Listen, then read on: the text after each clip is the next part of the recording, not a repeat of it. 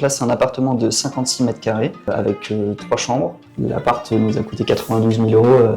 On fait une colocation et on souhaite louer 430 euros par chambre, donc toutes charges comprises.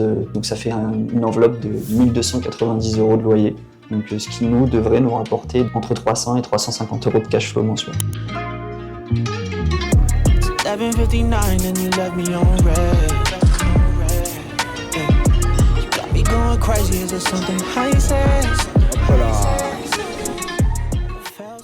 Salut à tous, on se retrouve pour une nouvelle vidéo. Aujourd'hui, on est avec Alexis et bientôt Clotilde. On va faire le tour de l'appartement. Yes. Est-ce que tu peux nous expliquer un peu, du coup, déjà où on est et comment vous êtes projeté sur acheter ici? Alors on est sur un appartement de 56 mètres carrés, donc c'est à l'ouest de Rouen. Donc c'est à proximité des docks et des quais de Rouen, donc un quartier où il y a plutôt de la vie et pas mal de commerce. Ouais. On a trouvé cet appartement donc forcément sur un site d'annonce et qui était dans une configuration de colocation. On a eu quelques petites péripéties durant le rafraîchissement. Au niveau des travaux que vous avez eu à faire, qu'est-ce qui a été principalement les plus gros postes de travaux? Alors au général, sur le logement, le plus gros poste c'était du ménage, du récurage, parce que c'était vraiment super sale, c'était pas du tout entretenu. Donc là, si on prend l'exemple de la cuisine, en fait on a nettoyé l'entièreté de la cuisine, des meubles, de l'électroménager, tout est passé au peigne fin. Ouais. Et on a repeint les meubles de cuisine, on va changer un peu d'électroménager, un lave-vaisselle et quelques plaintes, enfin de la finition en gros sur l'ameublement. Ici, si on doit donner des anecdotes un peu, qu'est-ce que vous avez fait en concret? La disposition était la même. Non, c'est vraiment ce qu'on a fait. C'est démonter tous les meubles, tous les sortir pour pouvoir repeindre, pour donner un petit coup de jeune au mobilier. Et c'est peinture de crédence pour que ce soit, c'est neutre, ça nous plaisait pas trop, c'était un peu exotique on va dire. Et peinture pour tous les murs de cuisine qui n'étaient pas du tout peints, c'était à même le plâtre, c'était gras, c'était moche. Ouais. Donc là on fait quelque chose de plutôt clean pour que ce soit juste plus attirant. Et au niveau du récurage? Je pense qu'en fait c'était jamais nettoyé avant, il n'y avait pas d'entretien et la cuisine ça peut être salissant et en fait on s'est retrouvé à devoir récurer absolument chaque centimètre carré pendant plusieurs heures. C'est pas compliqué de nettoyer, mais c'était long et plus d'1 mois de nettoyage complet sur l'appartement, c'est un peu usant on va dire moralement, mais là on a vu le bout, là on est sur de la finition. Quoi. De l'huile de coude, quoi. C'est ça, exactement. Vas-y, on continue la visite, tu nous fais découvrir. C'est toi qui nous guide. Donc si on va le petit couloir qui relie à une chambre, donc la chambre beige.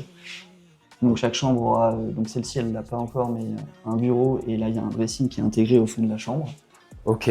Donc là on a refait la peinture, on a changé le lustre et pareil on a récuré, on a mis ça au propre. Ok. Donc là vous avez fait une peinture différente dans chaque chambre. Voilà. Pour les différencier. Ok. Il y a un meuble un peu sur mesure donc ça entoure le chauffe-eau, mais c'était pour éviter, je pense que l'objectif c'était pour pas perdre trop le volume autour. Okay. Donc voilà, c'est un meuble sur mesure et un dressing avec une penderie. Donc ici on a la petite salle de bain. Donc les postes qu'il y a eu dans cette pièce, c'est ajouter un spot parce qu'il n'y en avait plus. On a changé le meuble vasque entièrement. Juste parce que l'autre était trop abîmé et puis il y a beaucoup plus de rangement dans celui-ci. Et peinture en cours sur le plafond et toute la partie qui n'est pas carrelée. Et puis voilà, pareil, un énorme poste de nettoyage. Je vois qu'il y a des petites traces. En tout cas, le placo c'est de l'hydrofuge. C'est ça. Par contre, là, les matériaux ont été mis au bon endroit. Ça c'est parfait. Donc là ce sera la salle de bain pour les trois colocataires. C'est ça. Ok. Donc là, c'est pas encore rangé. On a la chambre verte.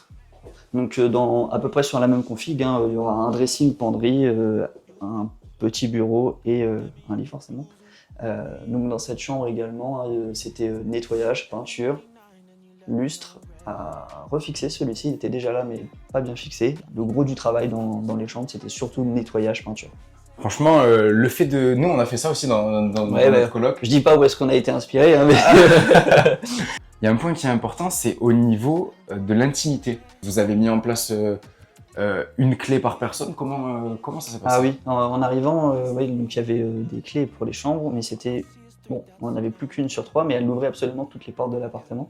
Donc on a cherché dans les magasins de bricolage et j'ai trouvé des différentes serrures qui avaient les bonnes dimensions pour pouvoir avoir une clé différente pour chaque chambre. Ok. Pour vraiment le côté juste intimité, les effets personnels, etc. C'est important ça, que chacun puisse avoir sa clé, savoir que t'es chez toi. En soi, t'es dans un appart, mais t'es chez toi au final. Donc, C'est ça. Puis c'est quelque chose que j'avais négligé en arrivant parce que pendant les visites, t'as pas forcément le temps de voir tout ce genre de détails. Et puis c'est Claire, durant notre accompagnement, qui nous a donné cette astuce, de dire que ce serait quand même bien de mettre une clé par chambre pour chaque colocataire. au top. Les chauffages, tu disais que les chauffages, c'était... Donc c'est du collectif au gaz. Donc il n'y a pas de thermostat, il n'y a pas de, il n'y a pas à régler. Et c'est la copropriété qui décide de l'allumer ou de l'éteindre. Ok. Mais là on peut voir qu'il fait bon, hein, en t-shirt, donc je pense que c'est qu'il fait pas froid. Ouais. Donc là on passe sur le salon, donc qui est ouvert du coup avec la cuisine. Qu'est-ce qu'on a eu à faire par ici? Donc on a changé toutes les plaintes au sol qui étaient complètement abîmées. Le lustre était déjà là pour la lumière, donc on l'a retendu parce qu'il n'était pas bien fixé, hein, c'est vraiment du petit détail. Et hier là c'est tout frais, on a fait ça pour que ça rentre bien à votre venue. On a posé un petit mur effet bois pour ajouter une petite touche de modernité au salon. Non, cette pièce, c'est la pièce un peu tampon, hein, on a posé un peu tout notre matos. Et puis on va rajouter du mobilier qui n'est pas stocké ici pour le moment. Et puis de la déco, mais ça, je laisserai Clotilde donner toutes ses idées. Pour finir, donc là, il y a des petites pièces sur le côté. Il reste Ok. 2 petites pièces. Donc, un KGB qui est pareil, avec des meubles un peu faits sur mesure. Donc, on a acheté en l'état, c'était déjà comme ça. Après nettoyage, il y a quand même vachement d'espace, que ça sert pour un cellier ou pour ranger un peu tout et n'importe quoi. Et puis la dernière chambre. Donc toujours dans le même état d'esprit, hein, gros nettoyage, mur d'une couleur, lustre à changer. Par chance, on a trouvé le même que l'autre chambre.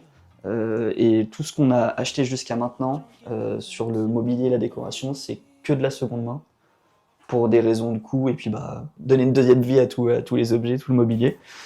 Et un petit bureau, une chaise de bureau, et un dressing, donc là qui est pas monté, hein. Expérience zéro dans les travaux d'une maison. Ça marche. Bah, trop bien. Franchement, bravo. Et merci, et puis c'est même complètement grâce à vous et l'accompagnement. On n'aurait pas passé toutes ces étapes et toutes ces barrières psychologiques qu'on avait, on les aurait jamais franchies si on n'avait pas été bien accompagné.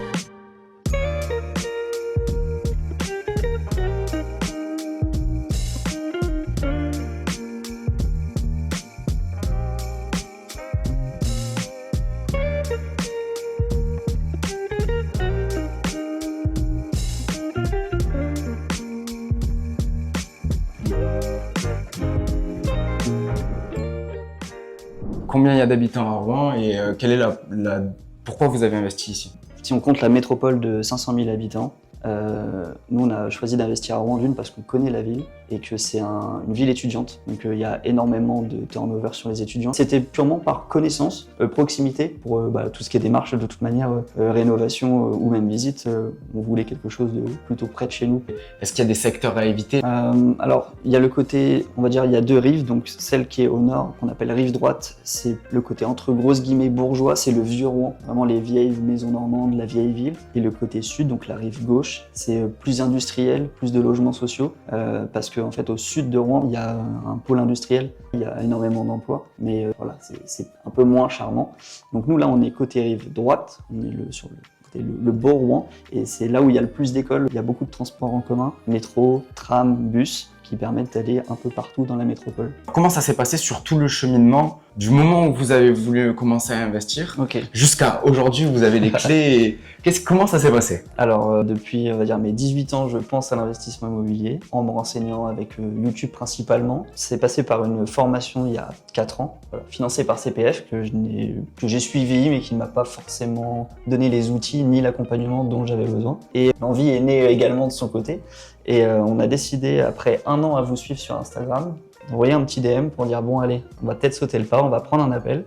Et au bout de 1 mois de coaching, on avait notre offre qui était acceptée par les vendeurs. C'est ouf. Mais parce que vous avez mis les actions en place, peut-être parce que vous étiez prêt à vous lancer? Oui, parfaitement. Ouais. On était prêts et puis ça s'est pas fait tout seul. Hein. C'est pas Audace qui le fait à notre place. Il a fallu qu'on recherche, qu'on travaille et qu'on fasse toutes les actions de notre côté. Mais bon, quand on les fait dans l'ordre, avec la bonne méthode, au final, on voit qu'en très peu de temps, ça peut déjà déboucher sur quelque chose.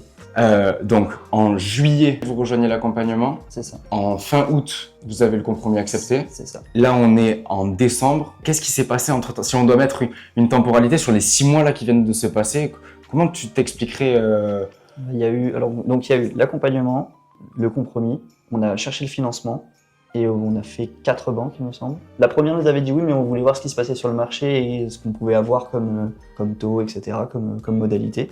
Juste après le financement, on a eu une date de signature fin octobre. Et puis nous voici ici, à peu près 1 mois et demi après avoir eu les clés. Donc après le rafraîchissement et mise au propre, on va dire, de tout ça. Le frottage. C'est ça. Après avoir bien transpiré, après avoir passé plusieurs heures, plusieurs soirées quand même à récurer. Vous avez la bonne situation pour investir et vous aviez envie. Et en fait, quand on met les bonnes actions en place, là, en 6 mois finalement. Comme tu dis, la bonne situation et malgré qu'on ne se soit pas lancé avant, on avait déjà tout mis en place. On va dire les comptes au carré, on a de CDI, de l'épargne de sécurité, de l'épargne un peu, on va dire, prévue pour l'immobilier ou ce genre de projet. Quand tout s'aligne, le dossier bancaire passe bien plus facilement. Alors, c'était un truc que vous aviez imaginé en 2025. C'était un objectif C'était un objectif. On n'attend pas souvent le nouvel an pour prendre des résolutions, mais là, c'était un peu le cas et on s'est dit, allez, ça fait quelques années qu'on attend, qu'il y a la peur, on a du mal à se lancer. On dit, allez, 2025, il faut que ce soit cette année. Tu faisais le rapprochement entre l'immobilier et la bourse.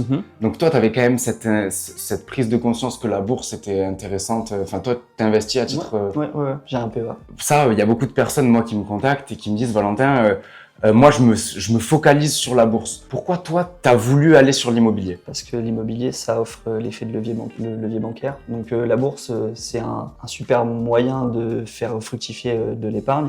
Donc oui, les dividendes sur des grosses sommes, ça peut permettre d'en vivre, sauf qu'il faut avoir la grosse somme. Et quand on part de zéro, il y a que l'immobilier qui permet de faire levier, de lever des fonds pour du coup se construire ce patrimoine-là. C'est une bonne façon de voir les choses parce que au final, il y a plein de personnes qui utilisent l'argent de leur travail pour faire fructifier cet argent en le plaçant, ça c'est super. Mais si on peut utiliser l'argent d'un acteur extérieur, c'est quand même plutôt confortable. C'est une chance qu'on a dans ce pays. Combien vous souhaitez louer? Avoir plus les détails techniques. Ok. Bon, donc là c'est un appartement de 56 mètres carrés avec 3 chambres qu'on va utiliser, on va en faire une colocation. Et on souhaite louer 430 € par chambre, donc toutes charges comprises, facture, internet. Ça fait une enveloppe de 1 290 € de loyer. Donc ce qui devrait nous rapporter à temps complet, si nos estimations sont bonnes, entre 300 et 350 € de cash flow mensuel. L'appart nous a coûté 92 000 €, donc après négociation. Donc oui, en effet, en dessous de 100 000 €. On n'a pas vu moyen de faire le même montage avec cette somme-là sur d'autres méthodes que la colocation. À combien il vous a été présenté cet appartement? Il nous a été présenté à 100 000 €. Avec l'info que c'était déjà un prix qui avait été baissé. Au vu de l'état, de l'énergie qu'il y avait à mettre pour le rendre propre, on a quand même négocié en disant que pour nous c'était pas entendable de l'acheter à ce prix-là, dans l'état dans lequel il nous a été donné. S'il n'y avait pas eu l'accompagnement par Claire, on ne serait certainement pas propriétaire aujourd'hui. Et la négociation, je pense qu'on l'aurait essayé, mais certainement sans les bons justificatifs et aussi dans le compromis sans les lignes importantes pour se protéger. C'est vraiment toute cette connaissance-là qu'on n'avait pas. Toi, tu as acheté à combien? Quel prix au mètre carré? À peu près 1 600 € du mètre carré. Ok, donc tu es déjà 300 à 400 € en dessous. On est en dessous du prix moyen, surtout pour ce genre d'appartement. Ouais, pour le financement, on a monté notre dossier du coup après les conseils de clair. Et on a commencé par solliciter notre banque principale, par l'historique, qui nous connaissent, c'était le plus simple, qui ont direct accepté, on va dire, notre projet. Et on a fait l'effort d'aller dans 3 autres banques pour voir ce qui se passait sur le marché. Puis c'était aussi pour nous un entraînement, on va dire, de les négociations, comment ça se passe, quels sont leurs leviers et leur marge de manœuvre selon les différentes banques, pour au final se positionner dans notre banque principale, qui étaient les plus avantageux, les plus ouverts. Vous avez quoi sur quelle durée et quel taux? On a un taux à 3,31 pour un prêt total de 103 000 € et sur 25 ans. Ok, donc vous avez mis combien d'apport? On a mis 0 d'apport. On n'a pas mis d'apport. On a dit que on voulait garder notre épargne pour de futurs projets et puis au cas où, si on a besoin pour tous les jours, quoi, si la vie, on ne sait pas de quoi la vie est faite, on se dit il nous en faut toujours un petit peu au cas où. Donc là on est fin 2025. C'est ça. En fin de 2025, des projets à 110%. Ça existe toujours et on en est la preuve encore. Énorme. Déjà, je te resserre la main. Je pourrais te serrer la main à toutes les questions. Pourquoi tu as décidé d'investir dans l'immobilier? Donc, tu m'as parlé de l'effet de levier, mais est-ce qu'il y a autre chose Il y a le côté palpable déjà de la chose, hein, où les valeurs financières sur des lignes, c'est sympa, mais on peut pas aller en profiter, on peut pas les voir. Donc voilà, il y a le côté palpable de l'immobilier. Après, il y a l'effet de levier, il y a la prise de valeur.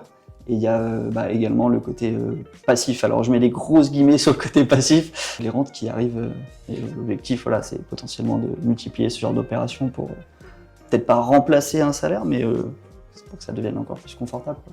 Du moins pour la retraite, derrière vous aurez quelque chose. C'est ça. Mais j'ai envie de rebondir sur ce que tu dis là par rapport au côté passif. On voit beaucoup de personnes qui vendent du rêve sur Internet en disant l'immobilier c'est facile, etc. Est-ce qu'on peut remettre l'église au milieu du village en expliquant un peu au niveau de la charge de travail, vous, qu'est-ce que vous avez décidé de faire? Alors l'immobilier facile, c'est à nuancer parce qu'on n'a rien sans rien. Hein. On ne devient pas propriétaire et on ne fait pas un placement rentable sans aucun effort, sans aucune connaissance. Ça n'existe pas. Et le côté simple, y a des démarches qui sont quand même un peu longues. Ça demande de l'attention, il faut y réfléchir. Et puis une fois qu'on est dans le vif du sujet, les travaux, c'est de l'énergie, c'est du stress, c'est du temps, à moins qu'on les délègue. Mais dans un but de rentabilité, on délègue le moins possible. Mais non, c'est pas simple, c'est abordable. Tout le monde peut le faire, s'il suffit juste de s'en donner les moyens. Et le côté rentier, on verra plus tard. Mais pour l'instant, on est dans la phase active de la chose, quoi.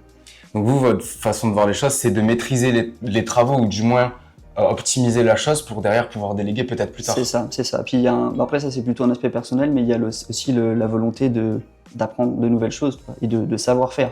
Je suis pas un expert, mais j'ai appris plein de choses ici et c'est une satisfaction personnelle, quoi. Okay. Là on a parlé de satisfaction personnelle. Moi j'investis avec Carla. Ça fait quoi de partager un projet avec sa compagne? Est-ce que c'est tous les jours facile? Enfin déjà, pourquoi faire les choses en couple? Déjà parce que c'est une projection sur l'avenir à deux. On a de la chance. Pour nous, il n'y a pas trop d'accrochage. Je veux dire, même si les travaux, ça peut être stressant, les humeurs des uns et des autres, c'est pas simple. Non, ça se passe bien, franchement. Quand on discute, et c'est surtout quand il y a un donneur d'ordre et un qui est plus exécutant, il faut communiquer. Quand les ordres sont clairs, il n'y a pas moyen de faire à côté. Et par rapport à ça, c'était qui le précurseur? C'était plus toi? C'était moi, ouais. C'est plutôt venu de mon côté.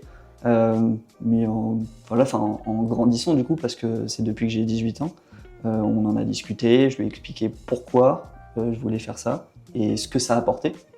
Et comme quoi c'était accessible parce qu'on vient d'un milieu modeste où personne n'avait fait d'investissement locatif, on va dire. Donc ça nous a élevés, ça a mûri, ça a mis du temps, mais ça a mûri et là ça a vu le jour. Comment ça a été perçu par la famille? Tout le monde en globalité est content pour nous. C'est une étape de la vie, quoi. Mais il y a eu un peu d'incompréhension pour certains, parce qu'il y en a pour qui la vie c'est on se met ensemble, on se marie, on achète la maison, on fait des enfants, etc. Le petit chien, les vacances au camping. Et voilà, bon, c'est pas le rêve américain qui nous fait envie, donc on s'est dit on va faire un peu différemment on fait les choses différemment pour avoir une finalité qui sera différente. C'est un peu la philosophie. Alors nous, notre problématique, c'était la peur en fait.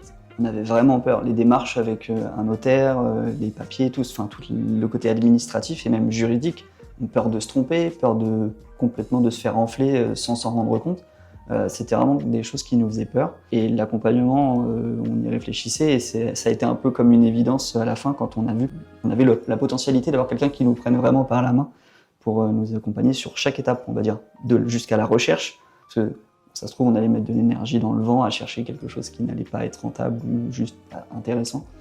Donc c'est pour ça qu'on nous accompagner et vraiment nous prendre par la main jusqu'au bout qu'on a choisi d'être accompagné. Et on est tombé sur un compte Instagram formidable et on a mis du temps, on a mis 1 an et puis un jour voilà, on a envoyé le petit DM magique et puis on a eu un premier appel. Voilà, quelles étaient vos appréhensions avant de rentrer dans Audace? Alors c'est pas visé pour Audace, mais l'accompagnement à distance, on avait peur aux arnaques déjà. On avait vraiment peur qu'une fois qu'on ait une première notion de paiement ou quoi que ce soit, qu'il n'y ait plus personne. Ou que le contenu ne soit pas à la hauteur, hein, parce que franchement, si c'est pour vendre une formation qui fait un résumé en 10 pages de ce qu'on trouve gratuitement partout maintenant sur YouTube, par exemple, j'aurais été un peu déçu. Mais non, là, vraiment, la plus-value d'Audace, c'est l'accompagnement 24/24 dans toutes les étapes avec une proximité. Ça reste pro, mais on est mis à l'aise et du coup, la communication se fait simplement. Et c'est tout ce qu'on cherchait en fait. Est-ce qu'il y a eu des points particuliers que tu as trouvés dans l'accompagnement, dans la formation, dans l'espace client en quelque sorte, qui vous a permis d'aller beaucoup plus vite? Est-ce qu'il y a des choses qui vous ont permis de vous dire « Ah ouais, ça c'est super ». C'est les outils pratiques. Le calculateur de rentabilité, tout ce qui est les trames de dossiers de financement, etc. C'est un gain de temps monstrueux pour le côté tout ce qui est bancaire.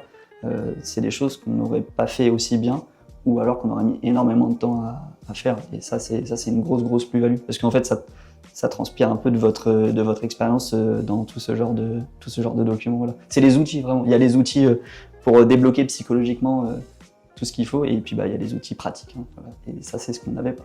Pour avoir du résultat. C'est ça, voilà, du concret. Du coup, c'était quoi vos peurs avant de vous lancer dans l'immobilier?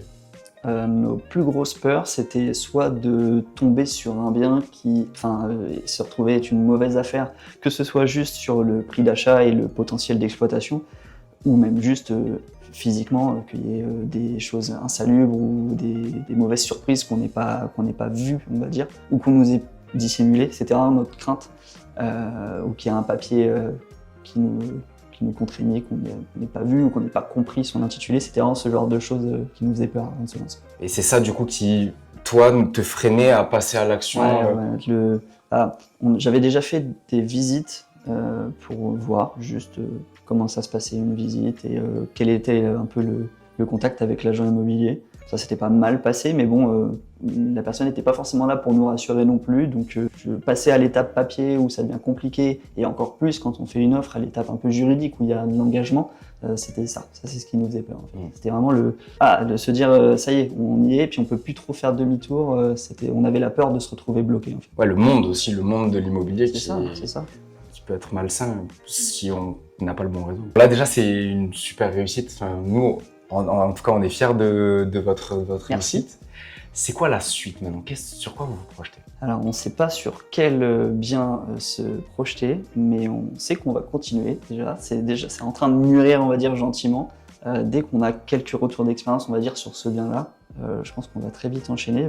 J'espère que 2026, on pourra enchaîner une deuxième opération. À voir si c'est une résidence principale ou si c'est un autre investissement locatif ou résidence principale avec plus-value à la suite. Je ne sais pas encore, mais la suite, c'est de continuer, de pouvoir remettre là les compétences qu'on a prises pour laisser un peu plus les peurs de côté et les remettre à travailler pour une prochaine opération. Que du positif. De toute façon, vous avez les clés. Vous êtes au sein de l'écosystème Audace et ça, c'est... Maintenant, vous allez même donner des conseils aux nouveaux qui arrivent. Moi, à titre perso, je suis hyper content parce qu'on avait fait un appel, ensemble et c'est vraiment moi ce qui me plaît, c'est de venir ici et de voir les réussites. C'est un plaisir également de vous rencontrer, de vous voir en vrai. Donc voilà, donc bravo.